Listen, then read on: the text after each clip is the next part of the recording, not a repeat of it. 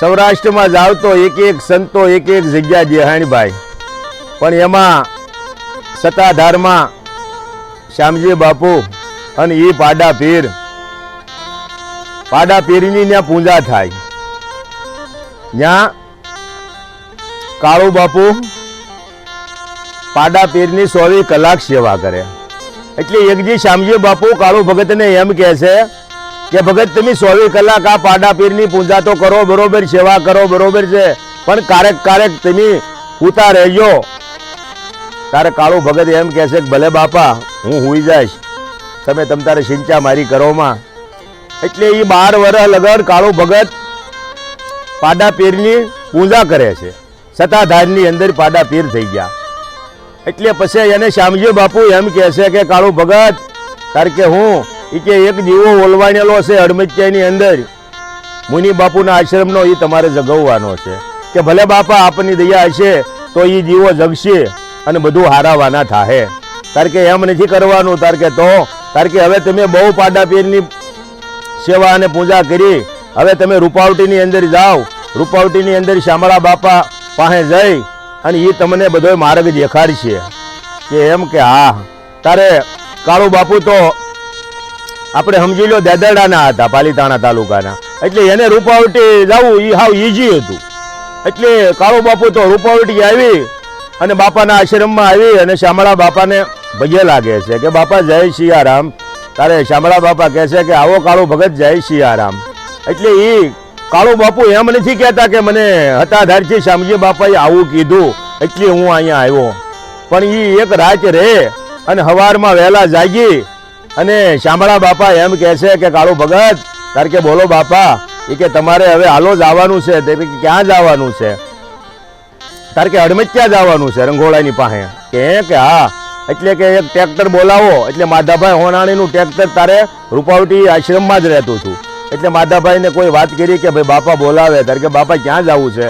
તાર કે આપણે જવાનું છે આમ માંડવીની માથે ગડમચિયા. તારે એ કાળુ બાપુ, એ માધાભાઈ અને બીજા 5 ગામના આગેવાનો કે બાપા અમે હારી આવી કે બાપા હાલો ને, એમાં શું વાંધો? કે એ હડમચિયા ગયા. હડમચિયા ગામની અંદર જઈ અને સોરાની પાસે રામજી મંદિરે બેઠા શામળા બાપા, માધાભાઈ, કાળુ બાપુ, બીજા 5 આગેવાનો. અને પછી ત્યાં સાપાણી પીધા અને ગામ તો બધું મીડ્યું બાપાને પગે લાગવા. પણ અમુક એમ મીડ્યા કહેવા કે આ બાપા કે ગામથી આવ્યા છે. કારણ કે તેજી બહુ વાહનની ભાઈ સગવડ નહોતી એટલે ખબર ન પડતી કે આ ગામના બાપુ છે એમ. એટલે શામળા બાપુ એમ કહે છે કે ભાઈ કોઈ મોટી ઉંમરના તમારા ગામમાં 2-3 જણા હોય હાલીને અહીંયા સોરે આવીએ કે એમ હોય એને બોલાવો ને. એટલે 2 દાદા અને એક બા આવ્યા. એટલે 2 દાદાને બાપાએ પૂછ્યું કે ઓલી ધાર છે તમારે હડમચિયામાં, એ ધારનું નામ શું છે વાલા?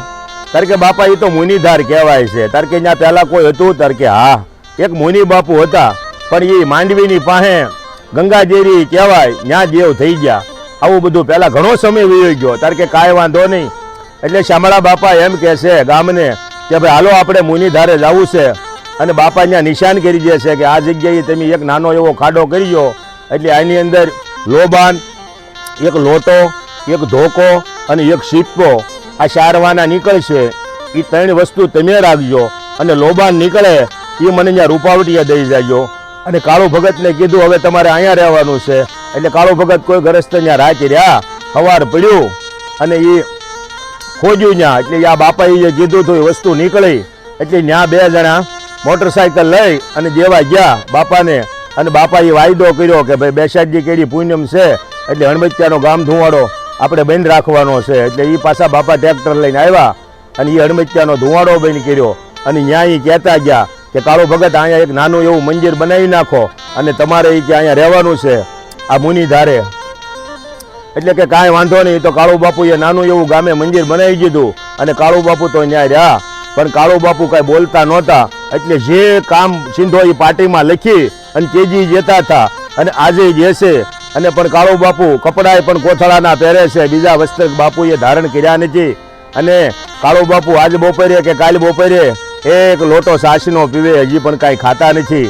પણ એમના દિવસો વયા જાય છે. પછી આજ તો એ જેહાની જગ્યા થઈ ગઈ છે. સવારના 7 વાગ્યાથી રાતના 11 વાગ્યા સુધી એક ધારું હરિહર હરિહર બાપા સીતારામ હરિહર એક ધારું ચાલુ છે.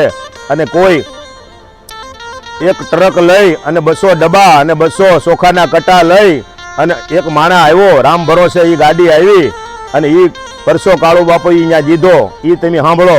એટલે કે એ માણસ ગાડી લઈ અને ઉતાવળ મીંડો કરવા કે ભાઈ મારી ગાડી જલ્દી ઉતારો, કારણ કે એની 4 ડબ્બા અને 4 કટા ભૂત ત્યાંના ઢાળે એક કેબિન છે એની પાછળ મૂકતો આવ્યો હતો કે ભાઈ થોડોક વાર હાંસવજો, હું હમણાં 2 કલાકમાં આવું.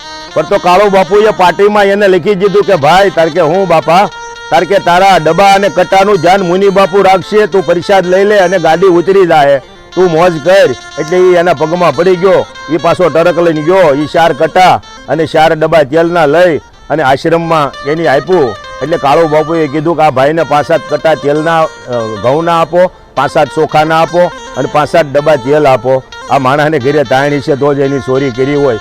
આવા પરસા કાળુ બાપુ હડમત્યામાં દે અને એટલા સમૂહ લગ્ન કરે કે એની કોઈ સીમા નહીં. પછી પાલિતાણા હોય, ગારિયાધાર હોય, કુંડલા હોય, ઉમરાળા હોય, સિંહોર હોય, ઢસા હોય કે ગઢડા હોય કે ગમે એ સુરત હોય, એટલા કાળુ બાપુના સમૂહ લગ્ન થાય કે એ કાગળિયાની અંદર તમે વાંચો તો વાંચતા વાંચતા થાકી જાઓ.